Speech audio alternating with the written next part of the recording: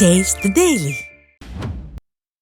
கடலூர் மாவட்டம் பண்ருட்டி நகராட்சியில் உள்ள காய்கறி மார்க்கெட்டில் எவ்வித முன்னறிவிப்பும் இன்றி கடைகளை அகற்றப் போவதாக விடிய அரசின் அதிகாரிகள் அறிவித்துள்ளதால் வியாபாரிகள் அதிருப்தி அடைந்துள்ளனர். 5 கோடி மதிப்பீட்டில் புதிய கடைகள் கட்ட நகராட்சி திட்டமிட்டுள்ளதாகவும் இதற்காக அனைத்து கடைகளையும் இடிக்கப் போவதாக அதிகாரிகள் திடீரென அறிவித்துள்ளதாக தெரிய வருகிறது. நிர்வாகத்திறனற்ற ஸ்டாலின் அரசின் முன்னறிவிப்பு மற்றும் கால அவகாசமற்ற திடீர் அறிவிப்பால் வியாபாரிகள் அச்சமடைந்துள்ளனர்.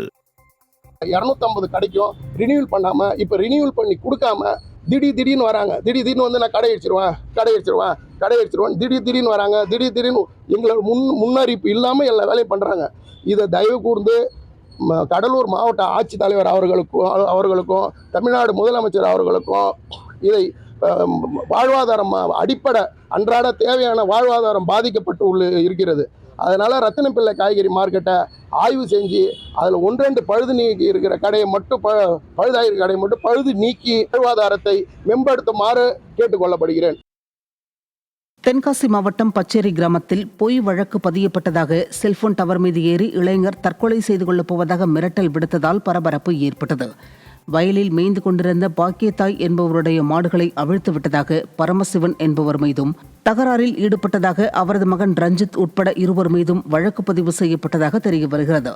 இந்த நிலையில் பொய் வழக்கு போடப்பட்டதாக கூறி ரஞ்சித் மற்றும் ராமச்சந்திரன் ஆகியோர் மதுபோதையில் டவரில் ஏறி மிரட்டல் விடுத்தனர். திமுக ஆட்சியில் மதுபோதையால் ஏற்படும் குற்றங்களும் காவல்துறையினர் முறைகேட்டில் ஈடுபடுவதும் அதிகரித்துள்ளதாக பொதுமக்கள் வேதனை தெரிவிக்கின்றனர். சிவகங்கை காரைக்குடி மாநகராட்சிக்கு சொந்தமான கடைகளை 9 ஆண்டு வாடகைக்கு விடுவதற்கான அரசாணைக்கு இடைக்கால தடை விதித்து உயர்நீதிமன்ற மதுரை கிளை உத்தரவிட்டுள்ளது. மாநகராட்சிக்கு சொந்தமான கடைகளை 9 ஆண்டுகள் குத்தகைக்கு விடுவதற்கான டெண்டர் கடந்த மே 26ஆம் தேதி வெளியிடப்பட்டது.